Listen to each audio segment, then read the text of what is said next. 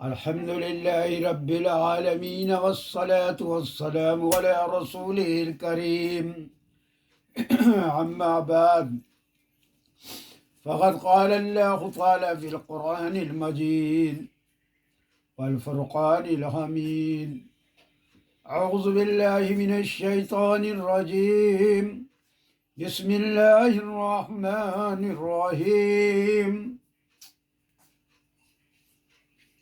میرے محترم دینی بھائیوں اور بہنوں، السلام علیکم ورحمۃ اللہ وبرکاتہ۔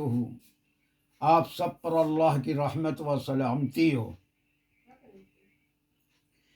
حلال کمانے والا حضرت ابو ہریرہ رضی اللہ تعالی عنہ سے روایت ہے کہ حضرت رسول کریم صلی اللہ علیہ وسلم نے ارشاد فرمایا کہ جس نے حلال طریقے سے اس لیے دنیا طلب کی کہ بھیک مانگنے سے بچے اور اپنے گھر والوں پر خرچ کرے اور اپنے پڑوسی پر رحم کرے، تو قیامت کے روز اللہ تعالیٰ سے اس حال میں ملاقات کرے گا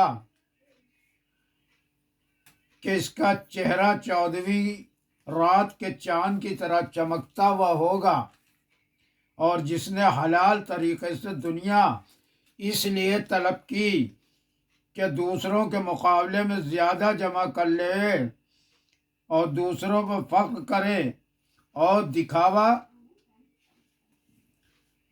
کرے، تو خدا اسے اس حال میں ملاقات کرے گا کہ خدا تعالیٰ اس پر غصہ ہوگا۔ عزیز و اقارب کام نہ آئیں گے۔ اس روز ہر شخص صرف اپنے بچاؤ کی فکر میں ہوگا، کوئی کسی کے کام نہ آئے گا، ایک دوسرے سے بھاگے گا۔ متعدد آیات میں انہی باتوں کا اعلان فرمایا گیا ہے۔ سورہ لقمان میں ارشاد ہے، وَاخْشَوْا يَوْمًا لَا يَجْزِي وَالدِّعْنُ عَنْ وَلَدِهِ وَلَا مَوْلُودٌ هُوَ جَازٍ عَنْ والدہ شیئا۔ اس دن سے ڈرو جس روز نہ باپ بیٹے کا بدلہ چکائے گا، نہ بیٹا ہی باپ کی طرف سے کوئی مطالبہ ادا کر سکے گا۔ قیامت کے روز بڑی افراتفری ہوگی دنیا کی چند روزہ زندگی سے، جس میں عزیز و اقارب کام آتے ہیں۔ دھوکہ کھا کر بیوقوفی سے یہ سمجھنا کہ قیامت میں بھی یہ لوگ کام آئیں گے، نادانی ہے۔ سورہ مومنون میں فرمایا، فَإِذَا نُفِخَ فِي الصُّورِ فَلَا أَنْسَابَ بَيْنَهُمْ وَلَا يَتَسَاءَلُونَ۔ جب سور پھونکا جا چکے گا تو اس دن ان کے درمیان رشتے ناتے نہ رہیں گے اور نہ کوئی کسی کو پوچھے گا۔ سورہ عبسہ میں فرمایا، یوم یفر المرء من اخیہ و امہ و ابیہ و صاحبتہ و بنیہ، یعنی قیامت کے دن انسان اپنے بھائی سے اور ماں باپ سے اور بیوی سے اور بیٹوں سے سب سے بھاگے گا، یعنی کسی کے ساتھ ہمدردی اور غمخواری تو کجا، وہ اپنے قریبی رشتہ داروں تک سے دور بھاگے گا۔ دوست دشمن ہو جائیں گے۔ قیامت کے دن بس نیک عمل ہی کام آئیں گے۔ انسان کو سب سے زیادہ بھروسہ اپنے رشتہ داروں پر ہوتا ہے۔ اوپر کی آیتوں سے یہ بات معلوم ہوئی کہ انسان اپنے رشتہ داروں سے دور بھاگے گا۔ ان کے بعد نمبر دوستوں ہمدردوں کا آتا ہے۔ ان کے بارے میں ارشاد باری ہے، وَلَا يَسْأَلُ حَمِيمٌ حَمِيمًا يُبَصِّرُونَهُمْ، یعنی نہ دوست کو پوچھے گا حالانکہ وہ ایک دوسرے کو دکھائی دے رہے ہوں گے۔ اور فرمایا، الْأَخِلَّاءُ يَوْمَئِذٍ بَعْضُهُمْ لِبَعْضٍ عَدُوٌّ إِلَّا الْمُتَّقِينَ، یعنی اس دن دنیاوی دوست ایک دوسرے کے دشمن بنے ہوئے ہوں گے۔ ہاں، پرہیزگاروں کی دوستی اس وقت بھی قائم رہے گی۔ رشوت میں ساری دنیا دینے کو تیار ہوں گے۔ سورہ معارج میں ارشاد فرمایا، यवद्दुल मुजरिमु यव ला यब्तदी मिन अज़ाबी यौमइज़िन बिबैनिही व साहिबतिही व अखीही व फसीलतिही allती तुग़वीही व मन फिल अर्ज़ि जमीअन सुम्मा युनज़िरु कल्ला। मुजरिम चाहेगा किसी तरह अपनी सजा के बदले मैं अपनी औलाद को, बीवी को, भाई को, हत्ता कि अपना सारा कुंबा जिसके साथ रहता था, बल्कि जमीन में जो कुछ है वो सब बतौर रिश्वत के दे दे और फिर उससे छुटकारा मिल जाए। लेकिन हरगिज ऐसा ना होगा। क़यामत के रोज अपने बदले में अजीज और क़ारिब माल व दौलत, बल्कि सारी जमीन देकर जान छुड़ाने तक के लिए इंसान राजी होगा, मगर वहां अमाल के सिवा कुछ पास भी ना होगा। और अजीज करीब क्यों किसी के बदले इस दिन की मुसीबत में पड़ना गवारा करेंगे। बिलफर्ज अगर किसी के पास कुछ हुआ और कोई किसी की तरफ से अपनी जान को बदले में देने को तैयार भी हो जाए तो कबूल ना होगा। सूरह आले इमरान में फरमाया, इन्नल्लज़ीना कफ़रू व मातू व हुम कुफ़्फ़ारुन फ़लन युक़बला मिन अहदिहिम मिल्उल अर्ज़ि ज़हबन वला विब्तदा बिही। बेशक जिन लोगों ने कुफ्र किया और हालत कुफ्र में मर गए, सो उनमें से किसी का जमीन भर कर सोना भी ना लिया जाएगा, अगरचे अपनी जान के बदले में इसको देना भी चाहे। अल्लाहु अकबर। कैसी परेशानी और मजबूरी और बेकसी का आलम होगा। दुनिया में दोबारा आने की दरख्वास्त। सूरह अलम सजदा में फरमाया, वलौ तरा इज़ल मुजरिमूना नाकिसू रुऊसिहिम इंदा रब्बिहिम रब्बना अबसरना व समिअना फरजिअना नअमल सालिहन इन्ना मूक़िनून। और अगर तुम वो वक्त देखो जबकि मुजरिम अपने परवरदिगार के सामने सर झुकाए हुए कह रहे होंगे, क्या है हमारे माबूद, हमने देख लिया और सुन लिया, हमें आप दुनिया में लौटा दीजिए, हम नेक काम करेंगे, अब हमें यकीन आ गया। इस वक्त अजीब मंजर देखोगे, लेकिन अव्वल तो उन्हें दोबारा दुनिया में भेजा ही ना जाएगा, और अगर भेज भी दिया जाए तो फिर नाफरमानी करेंगे। चुनांचे फरमाया, वलौ रुद्दुल अहदुल लिमा नुहा अन्हु व इन्नहुम लकाज़िबून। सूरह इनाम। अगर उन्हें लौटा दिया जाए तो फिर वो गुनाह करेंगे जिनकी मुमानत की गई, बेशक ये बड़े झूठे हैं। सरदारों पर लानत। सूरह सबा में फरमाया, वलौ तरा इज़्ज़ालिमूना मौक़ूफ़ूना अन्हुम रब्बिहिम यरजिउ बाज़ुहुम इला बाज़िन क़ौला यक़ूलुल्लज़ीना इस्तज़इफ़ू लिल्लज़ीना इस्तकबरू वलौला अंतुम लकुन्ना मुअ्मिनीन क़ालल्लज़ीना इस्तकबरू लिल्लज़ीना इस्तज़इफ़ू अनहनु सददनाकुम अनिल हुदा बअद इज़ जाअकुम बल कुंतुम मुजरिमीना वक़ालल्लज़ीना इस्तज़इफ़ू लिल्लज़ीना इस्तकबरू बल मकरुल लैला वन्नहारि इज़ा तामुरूनना अन नकफ़ुरा बिल्लाहि व नजअल लहु अंदादा। काश तुम वो वक्त देखो जब जालिम अपने परवरदिगार के पास खड़े हुए एक दूसरे पर बात टाल रहे होंगे। जो लोग दुनिया में छोटे समझे जाते थे, इन लोगों से कहेंगे जो दुनिया में बड़े समझे जाते थे, अगर तुम ना होते तो हम यकीनन मोमिन होते। ये सुनकर बड़े लोग छोटों से कहेंगे, क्या हमने तुमको हिदायत से रोका था जब तुम्हारे पास हिदायत आई थी, बल्कि तुम खुद मुजरिम हुए। तो बड़ों को जवाब देंगे, बल्कि तुम्हारे रात दिन के फरेब और चालबाजियों ने ही हमें गुमराह किया। जब तुम हमें अल्लाह पाक के साथ कुफ्र करने और इसके साथ शरीक ठहराने का हुक्म देते थे, ان آیت میں باطل کے سرغنوں، کفر و شرک کے لیڈروں اور ان کی بات پر چلنے والوں کا آپس میں جو محافظہ قیامت کے روز حضور خداوندی میں ہوگا،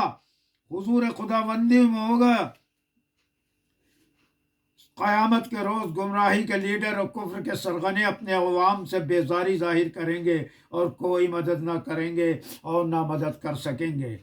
اس وقت ان کی بات پر چلنے والوں اور ان کی کفر و باطل کی تجویزوں اور ریش دیشنوں پر ہاتھ اٹھانے والوں کو، لیڈروں پر جو غصہ آئے گا، ظاہر ہے اسی آیت کے آگے عوام کی پریشانی اور پشیمانی کا تذکرہ فرماتے ہوئے اللہ جل شانہ نے فرمایا وَقَالَ الَّذِينَ اتَّبَعُوا لَوْ أَنَّ لَنَا كَرَّةً فَنَتَبَّرَ مِنْهُمْ كَمَا تَبَّرُوا مِنَّا كَذَلِكَ يُرِيهِمُ اللَّهُ أَعْمَالَهُمْ حَسَرَاتٍ عَلَيْهِمْ وَمَا هُمْ بِخَارِجِينَ مِنَ النَّارِ۔ اور ان لیڈران باطل کے عوام کہیں گے کسی طرح ایک مرتبہ ذرا ہم کو دنیا میں جانا مل جاوے تو ہم بھی ان سے صاف الگ ہو جاویں جیسا یہ ہم سے اس وقت صاف الگ ہو گئے۔ اس طرح خدا ان کے اعمال انہیں حسرت بنا کر دکھائے گا اور ان کو دوزخ سے نکلنا نصیب نہ ہوگا۔ قرآن کریم نے صاف کھول کر میدان حشر کے واقعات بیان فرمائے۔ کیا ٹھکانہ ہے ہمدردی اور خیر خواہی کا، بد نصیب ہیں جو اس کی دعوت پر کان نہیں دھرتے اور اس کی آیات بینات سے نصیحت حاصل نہیں کرتے۔ میدان حشر میں سرور کونین صلی اللہ تعالی علیہ وسلم کے مرتبہ عالیہ کا ظہور، شفاعت کبریٰ، مقام محمود، امت محمدیہ کی برتری۔ حضرت ابو سعید رضی اللہ تعالی عنہ روایت فرماتے ہیں کہ حضرت سید عالم صلی اللہ تعالی علیہ وسلم نے ارشاد فرمایا کہ قیامت کے روز آدم کی تمام اولاد کا میں سردار ہوں گا، یعنی سردار ہونا اس دن سب پر واضح ہو جائے گا۔ گو حقیقت میں سردار اب بھی آپ ہی ہیں اور میں اس پر فخر نہیں کرتا ہوں، بلکہ یہ بیان حقیقت اور تحدیث بالنعمت ہے، اور میرے ہاتھ میں حمد کا جھنڈا ہوگا اور میں اس پر فخر نہیں کرتا ہوں۔ اور اس روز ہر بنی آدم اور ان کے علاوہ سب انبیاء میرے جھنڈے کے نیچے ہوں گے اور زمین سے سب سے اول میں ظاہر ہوں گا۔ دوسری روایت میں ہے کہ حضرت سید عالم صلی اللہ تعالی علیہ وسلم نے فرمایا کہ جب قیامت کا دن ہوگا تو میں نبیوں کے آگے آگے ہوں گا اور ان کا خطیب اور صاحب شفاعت ہوں گا۔ یہ بغیر فخر کے بیان کر رہا ہوں۔ حضرت ابو ہریرہ رضی اللہ تعالی عنہ روایت فرماتے ہیں کہ ایک دعوت میں ہم رسول اللہ صلی اللہ علیہ وسلم کے ساتھ ایک دست بکری کا آپ کی خدمت میں پیش کیا گیا۔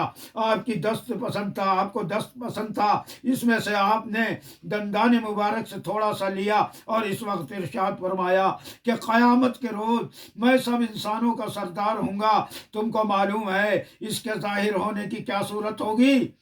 پھر خود ہی جواب میں ارشاد فرمایا کہ ایک ہی میدان میں اللہ تعالیٰ تمام اولین و آخرین کو جمع فرمائیں گے۔ دیکھنے والا سب کو دیکھے گا اور پکارنے والا سب کو سنائے گا، اور سورج ان سے قریب ہوگا، لہذا لوگوں کو ایسی گھٹن اور بے چینی ہوگی جو طاقت و تحمل سے باہر ہوگی۔ اس گھٹن و بے چینی کی وجہ سے لوگ آپس میں کہیں گے جس حال اور جس مصیبت میں تم ہو، ظاہر ہے کیا کسی ایسی برگزیدہ شخص کی تلاش نہیں کرتے جو تمہارے رب کی بارگاہ میں سفارش کر دے۔ پھر بعض سے کہیں گے کہ تمہارے باپ آدم علیہ السلام اس کے اہل ہیں، ان سے عرض کرو۔ چنانچہ ان کے پاس آ کر کہیں گے اے آدم، آپ ابو البشر ہیں، اللہ نے آپ کو اپنے ہاتھ سے پیدا فرمایا اور اپنی روح آپ کے اندر پھونکی اور فرشتوں کو حکم دیا تو انہی نے آپ کو سجدہ کیا، آپ کو جنت میں مقیم فرمایا گیا۔ آپ نے اپنے رب سے ہمارے لیے سفارش نہیں کرتے، آپ اپنے رب سے ہمارے لیے سفارش نہیں کرتے، آپ دیکھتے نہیں ہیں ہم کس مصیبت و پریشانی میں ہیں۔ حضرت آدم علیہ السلام فرمائیں گے یقین جانو کہ میرے رب کو آج اس قدر غصہ ہے، اس قدر غصہ ہے کہ اس سے قبل نہ کبھی ہوا اور نہ اس کے بعد کبھی ہرگز اس قدر غصہ ہوگا۔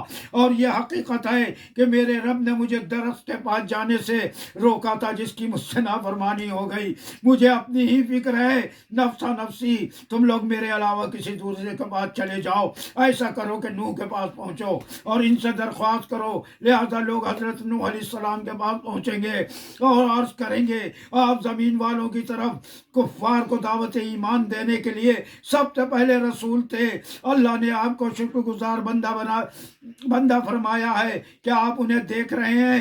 کیا آپ انہیں دیکھ رہے ہیں؟ کیا ہم کس مصیبت میں ہیں؟ ہمارا کیا برا حال بنا ہوا ہے؟ کیا آپ اپنے رب کی بارگاہ میں ہمارے لیے سفارش نہیں کر دیتے؟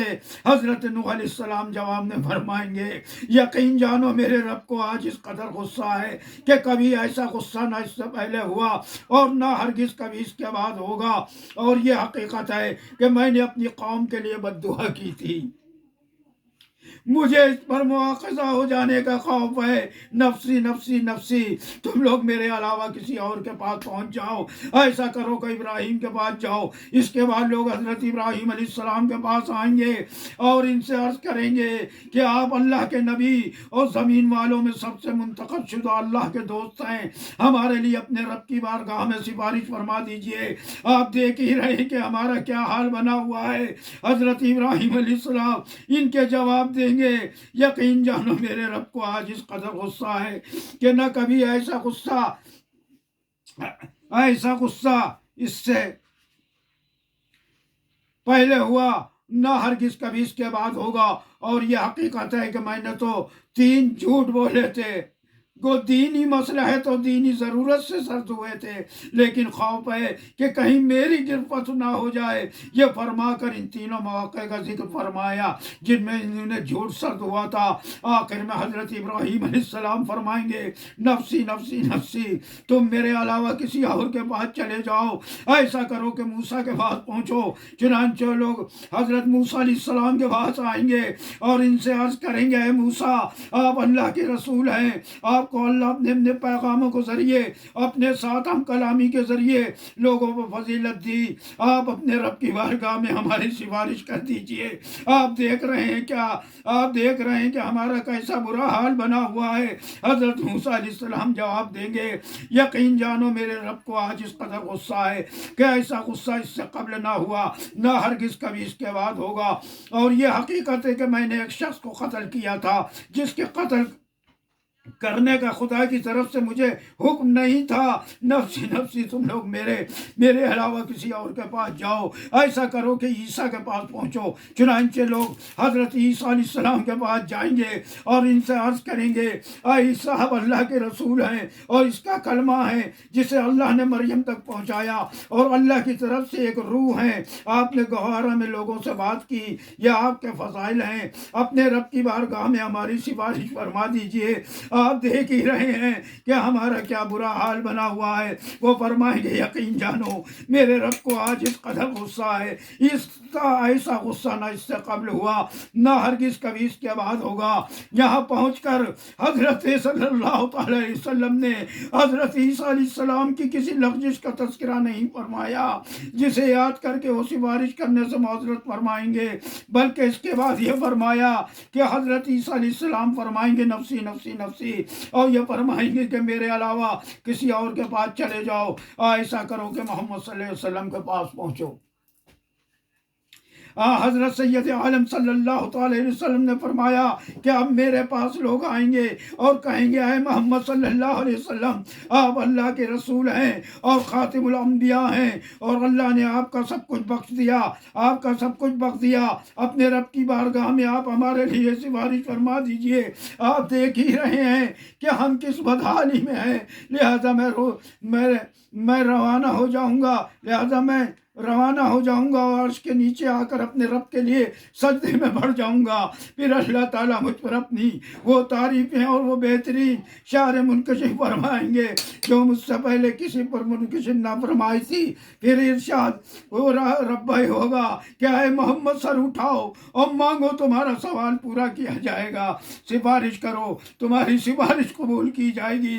چنانچہ میں سر اٹھاؤں گا اور بارگاہ خداوندی میں عرض کروں گا، اے رب میری امت پہ رحم فرما، اے رب میری امت پر رحم فرما، اے رب میری امت پہ رحم فرما۔ لہذا مجھے ارشاد ہوگا، اے محمد اپنی امت کے ان لوگوں کو جن پر کوئی حساب نہیں ہے جنت کے دروازوں میں سے دائیں دروازوں سے داخل کر دو، اور اس دروازے کے علاوہ دوسرے دروازوں میں بھی وہ ساجی ہیں، یعنی ان کو بھی یہ اختیار ہے کہ اس دروازے کے علاوہ دوسرے دروازوں سے داخل ہو جائیں۔ اس کے بعد حضرت محمد صلی اللہ علیہ وسلم نے ارشاد فرمایا، قسم اس ذات کی جس کے قبضے میں میری جان ہے، جنت کے دروازوں کا اتنا بڑا عرض ہے کہ ان کی دونوں طرف کے درمیان جو فاصلہ ہے وہ اتنا لمبا ہے جتنا مکہ اور ہجر کے درمیان کا راستہ ہے۔ یاد فرمایا کہ جیسے مکہ اور بصرہ کے درمیان کا راستہ ہے۔ دوسری روایت میں ہے جس کے راوی حضرت انس رضی اللہ تعالیٰ عنہ ہے کہ حضرت رسول صلی اللہ علیہ وسلم نے شفاعت کا واقعہ بیان فرما کے یہ آیت تلاوت فرمائی، آسانی جب آسو کا رب کا مقامہ، قریب ہے کہ آپ کا رب آپ کو مقام محمود میں کھڑا کرے گا۔ پھر فرمائے کہ یہ مقام محمود ہے جس کا وعدہ اللہ تعالیٰ نے تمہارے نبی صلی اللہ علیہ وسلم سے کیا ہے۔ انشاءاللہ اس کے آگے کل بیان ہوگا۔ تو میرے محترم دینی بھائیوں بہنوں، ابھی موقع ہے، فکر کر لیجئے، ابھی موقع ہے، فکر کر لیجئے، پھر پچھتانے سے کچھ نہیں ہوگا۔ ابھی موقع ہے، فکر کر لیجئے۔